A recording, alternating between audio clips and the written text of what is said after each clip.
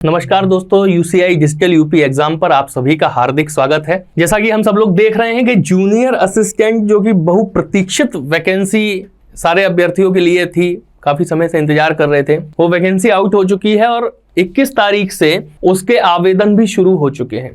हम लोग इसके विषय में थोड़ी सी बात करेंगे, ये देखेंगे कि पीटी स्कोर इसके लिए कितना जा सकता है, पीटी कट ऑफ कितना जा सकता है, क्या क्या सिलेबस है और कम समय में अच्छी तैयारी के लिए हमें क्या करना चाहिए। ये रहा नोटिफिकेशन पूरा आपके सामने, आप ये देख सकते हैं 21 नवंबर से इसके आवेदन शुरू हो गए हैं। शुल्क जमा होने लगेगा, ठीक है। और ऑनलाइन आवेदन शुल्क जमा सबमिट करने की अंतिम तिथि जो है वो 14 दिसंबर तक है और उसके बाद शुल्क का जो समायोजन है और जो संशोधन वगैरह है वो आप 21 दिसंबर तक कर सकते हैं, ठीक है। तो इतनी बात आप लोगों को ये समझ में आ गई होगी। चलिए बाकी आगे हम लोग धीरे धीरे देखना शुरू करते हैं इसके विषय में।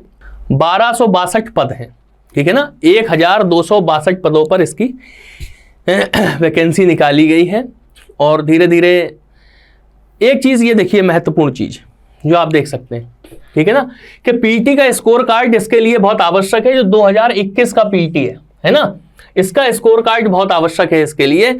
और साथ ही ये बात है कि उसमें चाहे वास्तविक स्कोर हो या नॉर्मलाइज्ड स्कोर हो, 0 उससे कम या नकारात्मक अंक प्राप्त करने वाले किसी भी कंडीशन में परीक्षा में नहीं बैठने दिए जाएंगे। महत्वपूर्ण चीजें हम आप लोगों को बताते चलते हैं। आवेदन की प्रक्रिया आप सभी लोग समझ गए होंगे, कई सारे फॉर्म भरते रहते हैं, ठीक है। 2 प्रकार का ओटीपी भी आ सकता है, पूरा डिटेल भी आप दे सकते हैं। और ये सब वो है कि आवेदन में कहाँ कहाँ क्या क्या भरना है, फोटो, हस्ताक्षर वगैरह, अन्य विवरण, ठीक है। और ये घोषणा वगैरह आपको वहाँ करनी पड़ती है, हर फॉर्म में हम लोग करते हैं। ये देखिएगा आगे एक चीज ध्यान रखिएगा कि जो फॉर्म आप जमा करें ना, उसकी ट्रांजैक्शन आईडी जरूर नोट कर ले या उसका प्रिंट आउट ले ले, इसलिए कि जब आप फाइनल सिलेक्शन के लिए डॉक्यूमेंट वेरीफाई कराने जाते हैं वहाँ पे, तो वो आपसे मांगता है, फिर आपको परेशानी होती है। अभी से सारे एक एक कागज का आपको प्रिंट आउट निकाल के रखना है अपने पास, या तो अपने मेल पे सेंड कर लो या उनका हार्ड कॉपी रख लो अपने पास, या दोनों काम कर लो, ठीक है। ये सारी चीजें कर लो। और अभी जो शुल्क जमा हो रहा है ये हमेशा की तरीके से 25-25 रुपये अभी जमा हो रहा है। और जो लोग शॉर्ट लिस्ट हो जाएंगे, जब वो अपना डाउनलोड करेंगे तब उनसे 200 रुपये लग जाएंगे, ठीक है। उत्तर प्रदेश के चिकित्सा, स्वास्थ्य एवं परिवार कल्याण विभाग के अधीन जो है 460 वैकेंसी, 18 से 40 आयु है, 460 वैकेंसी जनरल कैटेगरी की है। बाकी आगे ये उस हिसाब से बांटी गई है, पूरी अस्थायी वैकेंसी है। और ये 18 से 40 इसमें भी है, कनिष्ठ सहायक में इसमें 55 वैकेंसी है और स्थायी है। ये इस हिसाब से पूरी जो है 1262 वैकेंसी आपके लिए हो जाती है। अस्थायी और स्थायी का मतलब ये नहीं होता कि अस्थायी वाले बीच में निकाल दिए जाएंगे, स्थायी वाले पूरी नौकरी करते रहेंगे, ठीक है। इस पर कभी दूसरा नया वीडियो बना के आपको इस चीज़ में बिल्कुल स्पष्ट कर देंगे कि अस्थायी और स्थायी में बिल्कुल भी घबराने की आपको कोई भी आवश्यकता नहीं है। ये क्षैतिज आरक्षण वगैरह हैं, उनकी पूरी डिटेल है आपके सामने। अनिवार्य शैक्षिक अर्हता आपको पता ही है, ठीक है ना। ये देखिए, ये भी एक महत्वपूर्ण चीज है, इसे आपको समझना चाहिए। कई लोग पूछते हैं कि हिंदी और अंग्रेजी टंकण में यानी कि टाइपिंग में 25 शब्द प्रति मिनट और 30 शब्द प्रति मिनट की न्यूनतम गति आवश्यक है। न्यूनतम गति कम से कम इतनी तो निकलनी चाहिए, है ना। और सीसीसी प्रमाण पत्र ये भी बहुत आवश्यक है इसके लिए। कई लोग ये भी पूछते हैं, कई सारी पहले परीक्षाएं ऐसी हुई कि उन्होंने क्या किया, ट्रिपल-सी किया ही नहीं और पेपर दे दिया उसके बाद जाके, और जब डॉक्यूमेंट वेरिफिकेशन कराने गए तो फिर वहां से बाहर हो गए। तो ऐसी स्थितियां उत्पन्न ना करें। अगर ट्रिपल-सी आपके पास नहीं है तो फिर इस फॉर्म को आपको नहीं भरना चाहिए, और अगर ट्रिपल-सी है तो इस फॉर्म को आप भर दीजिएगा, ठीक है। और देखिए आगे अभी हम कट ऑफ की भी बात करेंगे, पहले देख लेते हैं। अधिमानी अर्हता कह रहा प्रादेशिक सेना में न्यूनतम 2 वर्ष की अवधि तक सेवा की हो या एनसीसी का बी प्रमाण पत्र आपके पास प्राप्त किया हो। वैसे ही अधिमानी अर्हता होती है, कई लोग कंफ्यूज हो जाते हैं कि सर इसमें मतलब इसका वेटेज कब मिलेगा, इसका लाभ कब मिलेगा। तो ये तब मिलता है कि जैसे मान लीजिए 2 लड़के एक ही पायदान पे खड़े हैं, हर चीज में उनकी आयु भी बराबर है और उनके नंबर भी बराबर हैं, और भी जो क्राइटेरिया आयोग के वो सारे नंबर, हर चीज बराबर है, फिर ये चीज यहाँ पे निर्णायक होती है जाके, है ना। तो यहाँ पे इसका वेट मिलता है 1 जुलाई को। जुलाई से आयु का आकलन किया जा रहा है, आयु की गणना जुलाई से की जा रही। तो 1 जुलाई को 18 वर्ष की आयु प्राप्त कर ली हो, 40 वर्ष से अधिक ना हो 1 जुलाई को, ठीक है ना। और SC ST OBC के लिए इसमें छूट है। चयन का आधार आपको पता ही है, टाइपिंग है और रिटन एग्जाम है। ये देखिएगा वस्तुनिष्ठ, ये सिलेबस, ये वेरी मोस्ट इंपॉर्टेंट चीज होती है। कोई भी परीक्षा देने के पहले हमें सिलेबस उसका जरूर पता होना चाहिए। तो हिंदी, परिज्ञान, लेखन और योग्यता, ये 60 प्रश्न आएंगे और 30 अंक के होंगे, यानी कि हर क्वेश्चन आधे नंबर का होगा। सामान्य बुद्धि परीक्षण, रीजनिंग, ठीक है ना, 30 प्रश्न होंगे, 15 अंक के होंगे।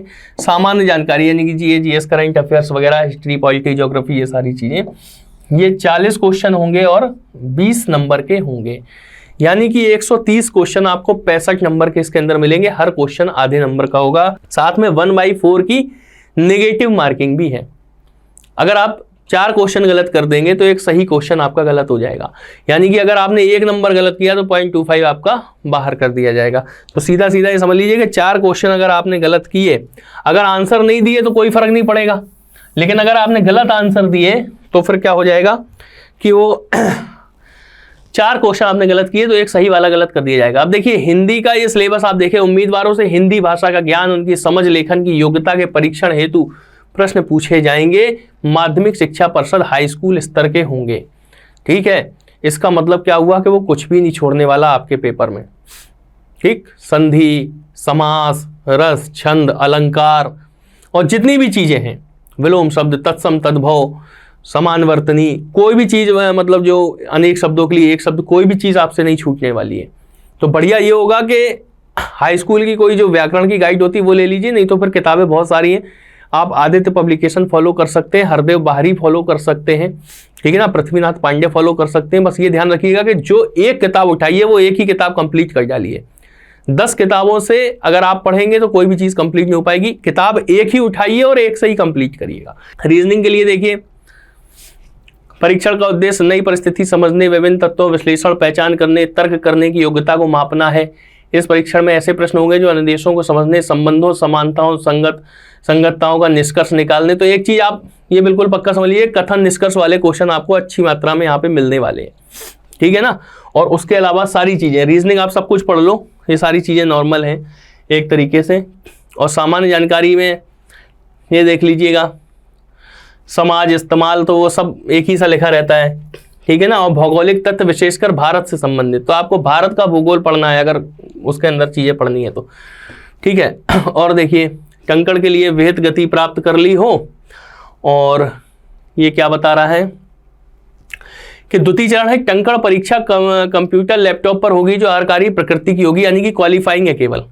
केवल ऐसे अभ्यर्थियों के लिए चयन के लिए विचार किया जाएगा जिन्होंने यथास्थिति कंकड़ के लिए विहित न्यूनतम गति प्राप्त कर ली हो, यानी कि आप 25 और 30 की गति प्राप्त कर लेंगे, फिर आपके जो रिटन के नंबर होंगे उसके आधार पर आपको मेरिट वहां पर दी जाएगी। और देखिएगा आपको जो एकेडमिक है उनका भी यहाँ पर वेट दिया जा रहा है कि इंटरमीडिएट में अगर 60% और इससे ऊपर है तो 20 अंक आपको प्रदान कर दिए जाएंगे, ठीक है। 45% या ऊपर, किंतु 60 से कम तो 15 अंक आपको दे दिए जाएंगे। 33% से ऊपर और 45 से कम है तो 10 अंक आपको दे दिए जाएंगे। इसी तरीके से ग्रेजुएशन की अगर आप बात करेंगे तो 60 और इससे ऊपर है तो 10 अंक मिलेंगे। 45 से 60 के बीच में 8 अंक मिल जाएंगे और 33 से 45 के बीच में 5 अंक मिल जाएंगे। अब पता नहीं कि ये एकेडमिक की इसमें क्या ज़रूरत पड़ जाती है इन लोगों को, लेकिन चलिए खैर बढ़िया है। और अगर आप खिलाड़ी हैं अव्वल दर्जे के, राज्य स्तर के अगर आप खिलाड़ी हैं, तो अंतर्राष्ट्रीय स्तर के अगर आप खिलाड़ी हैं तो 5 अंक आपको मिल जाएंगे। राष्ट्रीय स्तर पर हैं तो 4 अंक मिल जाएंगे। राज्य स्तर पर हैं तो 3 अंक मिलेंगे। और विश्वविद्यालय, कॉलेज, स्कूल स्तर के अगर हैं तो 2 अंक आपको इसके दे दिए जाएंगे, ठीक है। तो ये सारी चीज़ें होंगी। और अधिकतम अंक शैक्षिक अर्हता के आधार पर अधिकतम 30 अंक प्रदान किए जाएंगे। ऐसा नहीं है कि 30 से ऊपर अगर आप स्कोर कर रहे हैं तब भी वो आपको दे दिए जाएंगे। आप जितनी भी चीजें कर रहे हैं उसमें आपको मैक्सिमम 30 अंक ही प्रदान किए जाएंगे। और खिलाड़ी को अधिकतम 5 अंक प्रदान किए जाएंगे, यानी कि अधिकतम 35 अंक आपको प्रदान किए जा सकते हैं, ठीक है। हालांकि इसकी कोई आवश्यकता होनी नहीं चाहिए, लेकिन फिर भी अब ये अगर हो रहा है तो चलिए होने दीजिए। अब देखिए आगे, और ये सारी चीज़ें क्लियर हो गई हैं आपको बिल्कुल से। चलिए ऐसे ही पे काम कर लेते हैं अब की बार। तो ये तो हो गया आपका नोटिफिकेशन जो कि आपका शुरू हो चुका है, उसका आप फॉर्म भरिएगा। और फॉर्म तो ज़रूर भर दो, ये ना सोचो पीटी में कितने नंबर हैं और कितने नंबर नहीं है, कोई कुछ नहीं कह सकता कि कितना कट ऑफ जा सकता है कितना नहीं जा सकता। लेकिन 1262 वैकेंसी है, उस हिसाब से अगर ये माना जाए, क्योंकि बहुत सारे रिजल्ट आ चुके हैं, बहुत सारे बच्चे निकल चुके हैं स्टेशन के, पुराने पीटी वाले और पुराने पीटी का ये वैकेंसी है, तो ज़्यादा परेशान होने की आवश्यकता नहीं है। जो एक आइडिया है वो आइडिया केवल इतना है कि जनरल कैटेगरी अगर 68 से 70 अगर है तो हमें लगता है कि इसके अंदर शॉर्ट लिस्ट हो जाना चाहिए। टाइपिंग वाला मामला है ना, 68 से 70 अगर जनरल कैटेगरी है तो शॉर्ट लिस्ट हो जाएगा।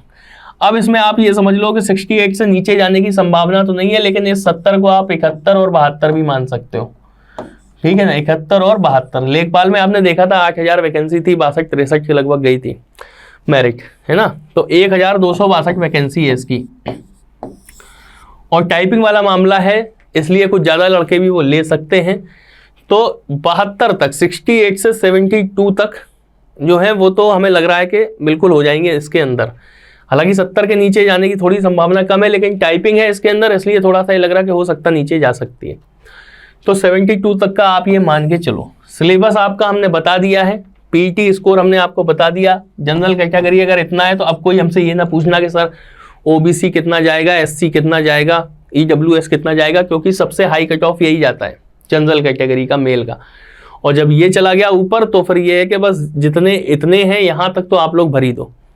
कोई ये सोच रहा हो कि 50 नंबर 55 नंबर चली जाएगी, तो बिल्कुल भी नहीं जाएगी।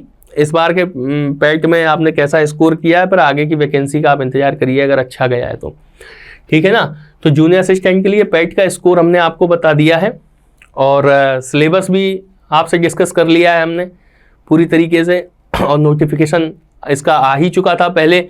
आज से इसका फॉर्म सबमिशन इसका शुरू हो चुका है, तो इसे भरना शुरू करिए, तैयारी जोर लगाकर करिएगा, क्योंकि आगे भी वैकेंसी आती रहेंगी, लड़के हर वैकेंसी में सिलेक्ट होते रहेंगे। तो जो भी वैकेंसी आए आप ये प्रयास करो कि इस बार आप सिलेक्ट हो जाओ, फिर आगे दूसरे को मौका मिलने दें, ठीक है ना। ये ना सोचो कि इस बार दूसरे को मौका दे दें और फिर पीछे से हम आएंगे, इस तरीके का ना सोचें, ठीक है। तो खूब अच्छे से तैयारी करें। आप सभी लोगों को इस वैकेंसी के लिए अग्रिम शुभकामनाएं।